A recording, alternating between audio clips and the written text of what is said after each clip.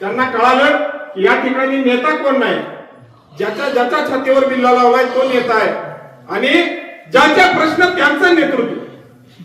खऱ्या अर्थानं शेतकऱ्यांचे प्रश्न मांडत असताना जर एखादा दुबईवरनं, एखादा सिंगापूरवरनं एखादा ऐता नेता आणायचा चकचकीत की ज्याला आडना बुड काही माहित नाही शेतीमधलं, असं चालणार नाही. हाती धनुष्य ज्याच्या त्याला कसे कळावे, हृदयात बाण ज्याच्या त्यालाच दुःख ठावे. ज्याच्या हृदयामध्ये बाण लागलेला आहे, ज्याचा बाप रात्री रात्री अशा या कडाक्याच्या थंडीमध्ये त्या उसाला पाणी पाजतोय, सापाच्या मुंडक्यावर पाय घेऊन लेकरा बाळाची कधी पर्वा केली नाही, संसाराची कधी पर्वा केली नाही. अशा परिस्थितीमध्ये ज्यावेळेस आपण एखादं पीक जोपासतो, त्या पिकाला ज्यावेळेस दर मिळत नाही, 14 दिवसामध्ये उसाचे पैसे मिळणे बंधनकारक आहे, कुठला कारखानदार पळतो. परंतु या वर्षीपासून सांगायला अभिमान वाटतो, चांद्यापासून भाज्यापर्यंत स्वाभिमानी शेतकरी संघटनेनं आंदोलन पेटवलं. त्या ठिकाणी कर्नाटक भागामध्ये 150 ट्रॅक्टर त्या ठिकाणी जाळले. अरे जाळताना आम्हाला काय गुदगुल्या होतात का? नाहीत होत. तोही माल कुठल्या तरी शेतकऱ्याच्या शेतामधून आलेला असतो याची जाणीव आहे. परंतु उच्च सुनने वालों को धमाके की जरूरत होती है. प्रेमाने सांगून विनंती करून हात जोडून जर ही व्यवस्था आपला ऐकणार नसेल तर हर जोर जुल्म की टक्कर में संघर्ष हमारा नारा है म्हणत त्यांच्या समोर जाऊन डोळ्यामध्ये डोळे टाकून आपल्याला विचारावं लागेल, अरे तुझ्या हाती तू काय, तुझ्या हाती साय. या समाजाचं काय रे गड्या, समाजाचं काय? या समाजाचे प्रश्न घेऊन आम्ही लढतोय. ऐऱ्या गैऱ्यांचा इतिहास नाही, आमचा इतिहास हा स्वराज्याला स्वाभिमान काय असतो हे दाखवणारा इतिहास आहे. हे सांगणार हे भोसरे गाव आहे आणि या गावातले आपण सगळे मर्दमावळे आहोत. म्हणजे या थंडीची, या कडाक्याच्या थंडीची कदाचित त्या काळामध्ये सुद्धा अशी थंडी पडतच असेल, परंतु त्या काळात देखील आपल्या मावळ्यांनी कधीही पर्वा केली नाही. ज्यावेळेस बहिलोलखानाला मोकळा सोडून दिला म्हणून महाराजांनी प्रतापराव गुजरांना विचारलं की का म्हणून आपल्या गनिमाला तुम्ही सोडून दिलं, कोणत्या अधिकाराने तुम्ही त्यांना सोडून दिलं. त्यावेळेस मात्र खऱ्या अर्थाने या बहादराचा स्वाभिमान जागा झाला आणि मग बहिलोलखानाच्या छावणीमध्ये किती मावळे आहेत बघितलं नाही, किती सैन्य आहे बघितलं नाही. आपला त्या ठिकाणी शिरच्छेद होणार आहे हे माहित असताना बहिलोलखानाच्या छावणीवर चालून गेलेले प्रतापराव गुजर आणि याच अजिंक्यतारा कारखान्याचा मालक या राज्याचा उपमुख्यमंत्री पदावर विराजमान असताना हे माहित असताना याच भोसरे गावाचा तानाजीराव देशमुख त्याच मॅनेजरची कॉलर धरायला गेलेला. या दोघांमध्ये एक साम्य आहे, ते म्हणजे या भोसरे गावची माती. अरे याच मातीने या महाराष्ट्राला स्वाभिमान काय असतं शिकवलं. रिकबीत टाकले पाय झेलले भाले, वीर सात जळाले अभिमानी वनव्यात, वेदांत मराठे वीर दौडले सात. या ठिकाणी एवढं सांगणार आहे, जास्त काय बोलणार नाही. कदाचित प्रतापराव गुजरांना ज्यावेळेस महाराजांचं पत्र मिळालं त्यांनी फक्त इकडे तिकडे सैलवाई बघितलं. बघितल्यानंतर कुठल्याही मावळ्यांनी त्यांना विचारलं नाही सरसेनापती कुठं जायचंय, काय करायचं. त्यांच्या लक्षात आलं सरसेनापतींचा कुठंतरी स्वाभिमान दुखावलाय आणि मग पटापट घोड्यांवर मांडा टाकून हे सगळे मावळे त्या बहिलोलखानाच्या छावणीवर तुटून पडले. कदाचित आजच्या युगामध्ये सांगायला अभिमान वाटतो, त्या काळातले मावळे असेच कुठेतरी रानावनामध्ये या कडाक्याच्या थंडीमध्ये कांदा भाकर खाऊन या स्वराज्याची सेवा करत होते, इमानीद्वारे या मायमाऊलीची सेवा करत होते. आजही तुमच्यातलेच आपले सुभाष तात्या असतील, नेहमी कार्यक्रम असतात, बरेचसे मावळे आहेत. आता प्रत्येकाची नावं मी घेणार नाही, परंतु उदाहरण म्हणून सुभाष तात्याचं सांगतो. कार्यक्रम तालुक्यात असो, जिल्ह्यात असो, राज्यात असो, कुठेही असो, तानाजीराव देशमुखांसोबत या स्वाभिमानी शेतकरी संघटनेच्या कुठल्याही कार्यक्रमाला हजर असणारा एकमेव असा मला एक आदर्श उदाहरण म्हणून या ठिकाणी सांगायचं आहे की आपला एक हक्काचा कार्यकर्ता म्हणून सुभाष तात्यांना आपल्याला एकदा टाळ्या वाजवून सगळ्यांनी खऱ्या अर्थाने इतिहास पुनरावृत्ती होत असते, फक्त तो त्या परिप्रेक्ष्यातून, त्या नजरेतून आपल्याला बघितलं गेलं पाहिजे. गुजर साहेब खऱ्या अर्थानं आपल्याला या गावामध्ये पाहत असतोय की पाण्याची चळवळ असू द्या, शेतकऱ्यांच्या विविध प्रश्नांचा कुठलाही तडीसण्याचा असू द्या विषय, नितीनदादा आहेत, सगळे मोरेसर आहेत, आज वस्तात बसलेत, विकास तात्या आहेत. या गावामध्ये खऱ्या अर्थाने एक स्पिरिट आहे. खऱ्या अर्थानं प्रशासकीय अधिकारी विश्वासराव गुजर साहेब असतील, या गावासाठी काहीतरी चांगलं केलं पाहिजे ही भूमिका पाणी फाउंडेशनच्या माध्यमातून आम्ही त्यांची जवळून अभ्यासलेली. खरं तर याच गावचा आदर्श घेऊन आम्ही देखील आमच्या गावामध्ये चांगल्या पद्धतीचं काम उभं करू शकू. आज पोलीस प्रशासनामध्ये सोमनाथराव आहेत, आमच्या गावचे जावई आहेत, सगळी मंडळी आहेत, अतिशय तोला मोलाचे आहेत. आज या खटाव तालुक्यातून विविध शाखांचे सगळे पदाधिकारी आहेत. ज्यावेळेस महाराजांच्या राजधानीचं काम चालू होतं, एक एक एक एक दगड लावून त्या ठिकाणी किल्ला बांधायचं काम चाललं होतं. हा किल्ला बांधण्याची जबाबदारी महाराजांनी अशाच एका मावळ्यावर दिली होती. त्या मावळ्याचं नाव हिरोजी इंदलकर. महाराज मोहिमेवर निघून गेले. महाराजांनी सांगितलं, हिरोजी मोहिमेवरून माघारी येतपर्यंत हा किल्ला बांधला गेला पाहिजे. आजच्या काळासारखं काही कॉन्ट्रॅक्टचं काम नव्हतं. 3-4 कॉन्ट्रॅक्ट भरायचे, कमीत कमी ज्याचं बसतंय त्याला कॉन्ट्रॅक्ट मिळणार अशी सिस्टीम नव्हती. क्वालिटी काम त्या ठिकाणी होत होतं, क्वालिटीला कॉम्प्रोमाइज नव्हतं.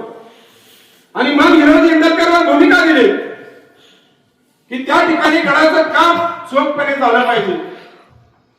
आणि महाराज ज्यावेळेस माघारी आले त्यावेळेस त्यांना कळालं की ज्यावेळेस खजिन्यामधला पैसा संपला त्यावेळेस खऱ्या अर्थाने या हिरोजींनी आपली वाडा, आपली जमीन, सगळं काही संपत्ती म्हणजे सावकाराकडे गहाण ठेवली, परंतु किल्ल्याचं काम थांबवलं नाही.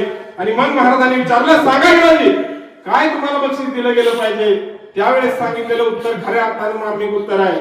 त्यांनी सांगितलं, महाराज काही सध्या नको, ज्यावेळेस तुम्ही या राजधानीमध्ये येचाल आणि या मंदिरामध्ये, मंदिर रायरेश्वराचं मंदिर त्या ठिकाणी बांधलं होतं, या मंदिरामध्ये जेव्हा जेव्हा तुम्ही पूजा करण्यासाठी येचाल तेव्हा तेव्हा तुमच्या पायाची धूळ माझ्या मस्तकी लागावी, म्हणून त्या मंदिराच्या एका शेवटच्या दगडाच्या वरती माझं नाव छोटस लिहावं, सेवेशी अखंड तत्पर हिरोजी इंदलकर.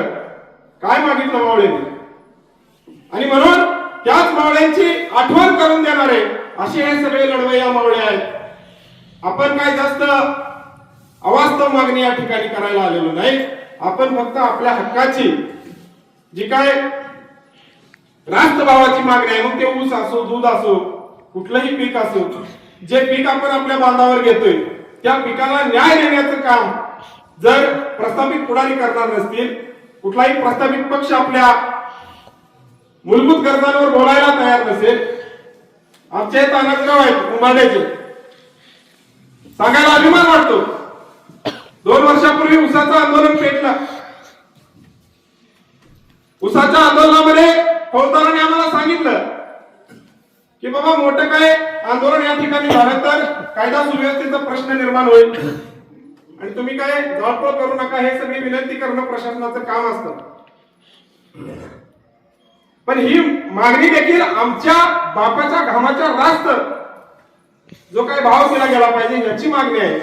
याची आठवण करून देण्यासाठी उंबर्डे गावचे आमचे सुपुत्र तानाजीराव पवार फौजदारांच्या समोर जाऊन उसाच्या वाहनाची हवा सोडणारे हे बांधवकडे. आणि मग त्या फौजदारांना देखील सांगितलं कायदा सुव्यवस्था राखण्याची जबाबदारी तुमची आहे. तर मग हे येणारा जो काही ऊस आहे किती ओव्हरलोड भरलेला आहे त्याची वजन आधी करा. ज्या बैलांच्या गाड्यामध्ये अतिशय त्या अमानुषपणे छळ केला जातो त्या बैलांचा, त्याला गुंड्या लावल्या जातात, त्याला खिळा असतात कडेने, त्याच्या मानाला ते टोचलं जाते, त्यावेळेस तुम्हाला कायदा व्यवस्था दिसली नाही का. हे सांगणारे गडे स्वाभिमानी शेतकरी संघटनेचे मावळे आहेत आणि त्यामुळेच कायदा सुव्यवस्था आपल्या समोर तात्या जास्त काय आपल्या नादाला लागायची त्यांची धडगत होत नाही किंवा तेवढं डेअरिंग ते करत नाही, कारण कायदा आपण आधीच पाठ करून गेलेलो. याच कातर खटावचे सगळे आमचे पाटील मंडळ आहेत.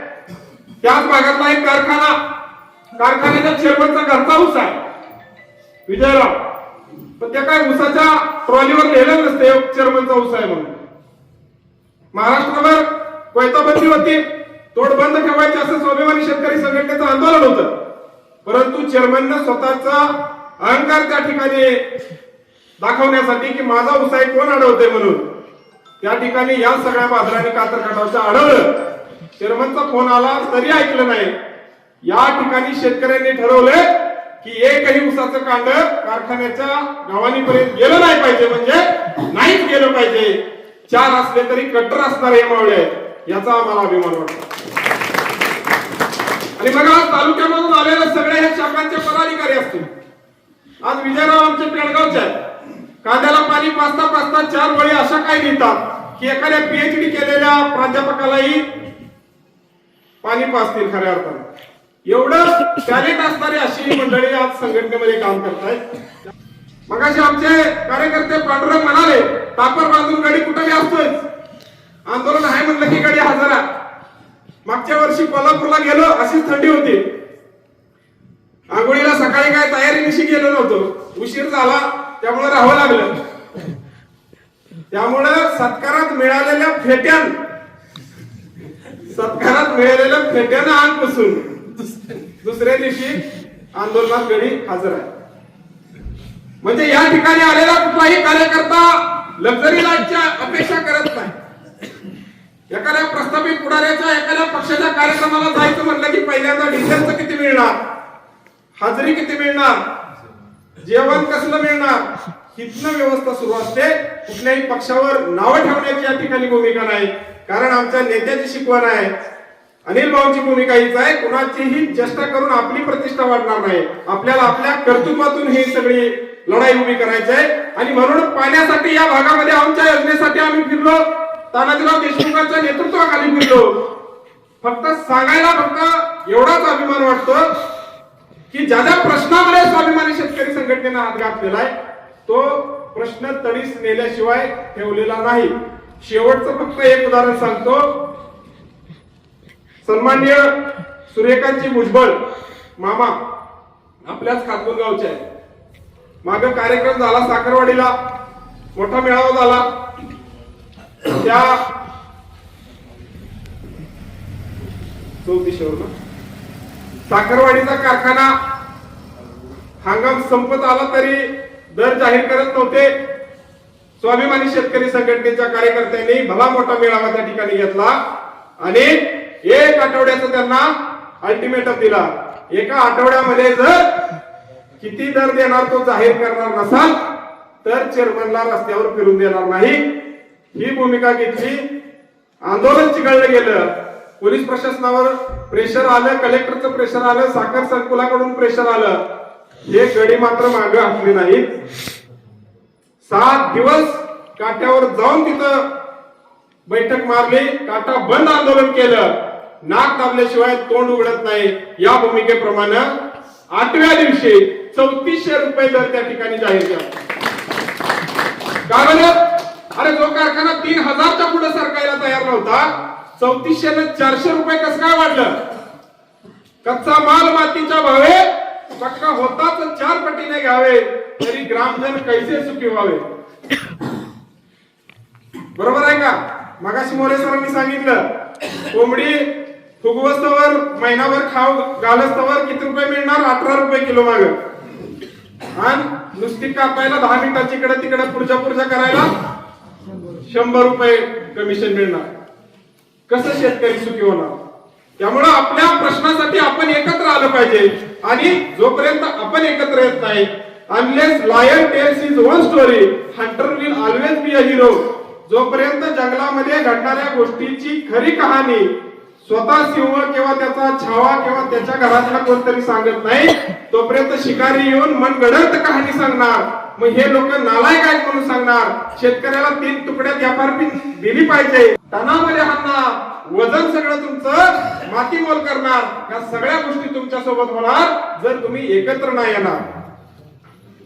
त्यामुळं वजन काट्याची लढाई असू द्या किंवा उसाच्या रिकव्हरी चोरीची लढाई असू द्या, या महाराष्ट्रातला नव्हे तर या देशामधला प्रत्येक ऊस उत्पादक शेतकरी साक्षर झाला पाहिजे. खऱ्या अर्थानं त्याला ऊसाचं जे बिघडलेलं गणित आहे ते कळलं पाहिजे. या ध्येयानं झपाटलेले आम्ही सगळी मंडळी आहोत. आणि मग मागाशी एक उदाहरण सांगता राहिलं. भुजबळ मामांनी माझ्या हातामध्ये एक पुस्तक दिलं, एकदम जुनं पेटीतनं काढून दिलं.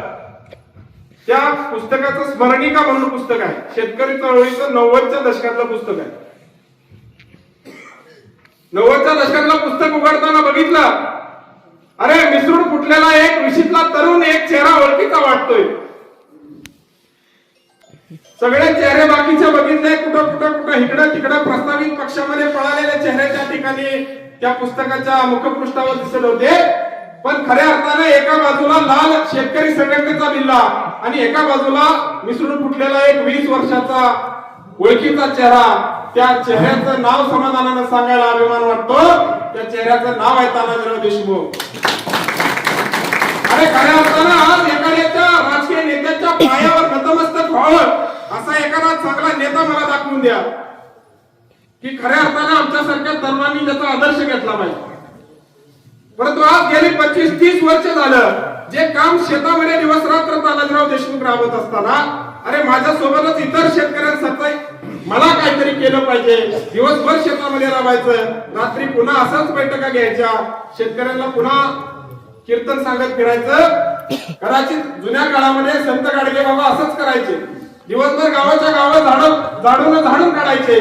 पण त्यांच्या लक्षात आलं की नुसतं झाडून काढल्यानं झाडू तिकडं म्हणजे काय झिजून गेले, पण लोकांच्या डोक्यामध्ये प्रकाश पडला नाही. खऱ्या अर्थानं समाज जर पुढे न्यायचा असेल तर लोकांच्या मेंदूमधले जळमट साफ केली पाहिजे. आणि मग त्यांनी कीर्तन सुरू केलं. गाडगे बाबांचं कीर्तन सुरू असताना एक निरोप घेऊन आला कार्यकर्ता. म्हणले बाबा कीर्तन थांबवा. अरे काय झालं? बाबा तुमचा मुलगा मृत्युमुखी पडला. अरे आपल्यासारखा एखादा सर्वसामान्य असता तर म्हणला असता जाऊ दे, अरे कशासाठी या लोकांच्या नादी मी लागलोय, सोडून द्या विषय, चला घरी. पण गाडगे बाबांचे उद्गार आहे, अरे गेले कित्येक कोटी कशाला रडायचं एकासाठी. समाज महत्वाचा आहे आणि या समाजासाठी लढणारी माणसं आम्हाला आदर्श होत. आणि मग अशा पद्धतीने आम्ही या ठिकाणी तालुक्यातील सगळ्या शाखेचे प्रतिनिधी आज आलोय. भोसरेकरांकडून फक्त एकच मागणी आहे. प्रतापराव गुजरांनी जसं मोहिमेवर जाताना इकडं तिकडं बघितलं, नजर टाकली, त्यावेळेस त्यांच्या 6 सहकार्याच्या लक्षामध्ये आलं की आपला सरसेनापती स्वाभिमान दुखवलाय आणि कुठल्या तरी मोठ्या मोहिमेला चाललाय. कुठं जायचं, काय करायचं हे न विचारता घोड्यावर जशी मान टाकली तशी तानाजीराव जेव्हा या स्वाभिमानी शेतकरी संघटनेच्या मोहिमेवर निघतील तेव्हा या भोसऱ्यातले 5-6 गडी न विचारता त्यांच्या सोबत जर आंदोलनामध्ये आले गुजर साहेब, तर खऱ्या अर्थाने या भोसऱ्याचं नाव महाराष्ट्रामध्ये पुन्हा एकदा आदरावर झाल्याशिवाय राहणार नाही. एवढी माफक अपेक्षा या भोसरेकरांकडून करतो. आणि ज्या वेळी आम्ही यात्रेमध्ये येतो त्या वेळी या मारुतीच्या रथ आणि त्या रथावर उभे असलेले तानाजीराव माई घेऊन आम्हाला दिसतात नितीन दादा. त्याच पद्धतीनं या मारुतीरायाच्या चरणी प्रार्थना करतो, भूत पिशाच निकट नाही आवे, हनुमान जब नाम सुनावे. तशा पद्धतीनं या शेतकऱ्यांच्या कष्टकऱ्यांचा जो रानामध्ये घाम घालतोय त्या शेतकऱ्यांच्या जवळ हे प्रस्थापित येऊ नये, त्याची वक्रदृष्टी आपल्या मालावर पडू नये. आणि आपण जो शेतामध्ये घाम घालतोय त्या घामाला न्याय मिळवण्यासाठी तानाजीराव देशमुख आणि स्वाभिमानी शेतकरी संघटनेच्या सर्व कार्यकर्त्यांच्या मागे या भोसरे गावातील सर्व कार्यकर्ते ताकदीने उभे राहतील एवढीच प्रामाणिकपणे अपेक्षा व्यक्त करतो आणि थांबतो. जय हिंद, जय महाराष्ट्र, जय स्वाभिमान.